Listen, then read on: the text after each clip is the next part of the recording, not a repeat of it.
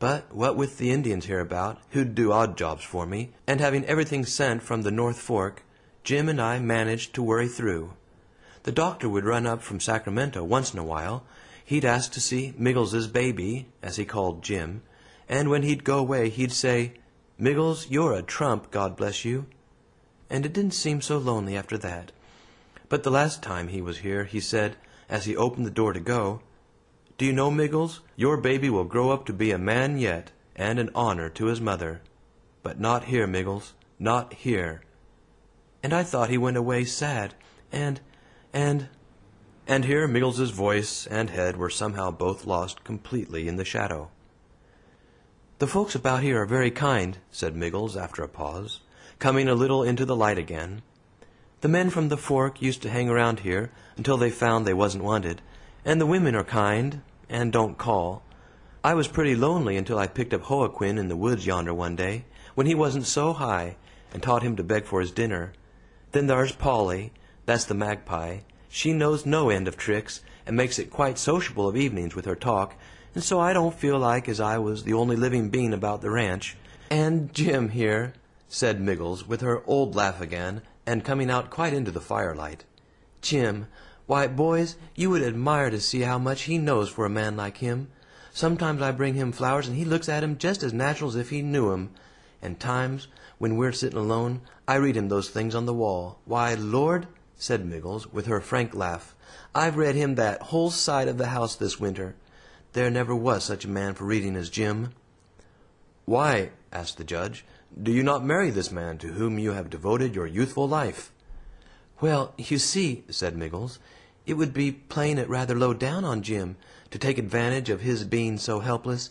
And then, too, if we were man and wife now, we'd both know that I was bound to do what I do now of my own accord." "But you are young yet, and attractive." "It's getting late," said Miggles, gravely, "and you'd better all turn in. Good night, boys." And throwing the blanket over her head, Miggles laid herself down beside Jim's chair, her head pillowed on the low stool that held his feet, and spoke no more. The fire slowly faded from the hearth.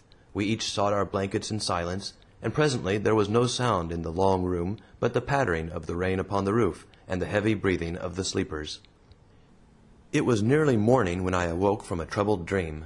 The storm had passed, the stars were shining, and through the shutterless window the full moon, lifting itself over the solemn pines without, looked into the room.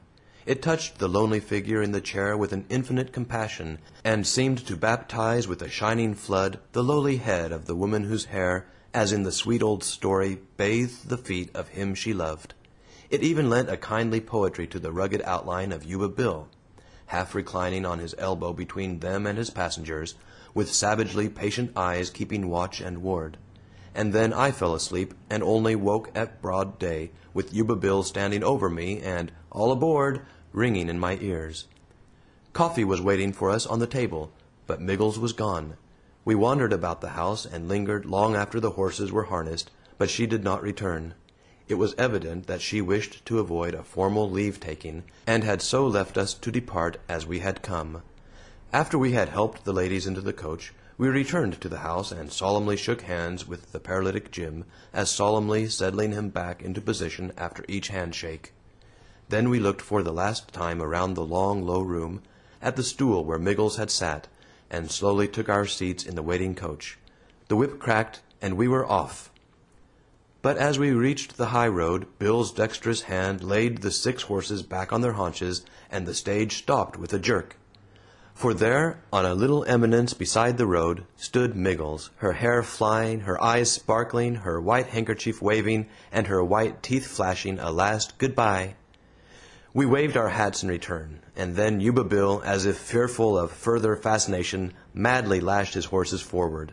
We sank back in our seats. We exchanged not a word until we reached the North Fork, and the stage drew up at the Independence House. Then, the judge leading, we walked into the bar-room and took our places gravely at the bar. "Are your glasses charged, gentlemen?" said the judge, solemnly taking off his white hat. They were. "Well, then, here's to Miggles. God bless her." Perhaps he had. Who knows? End of Miggles.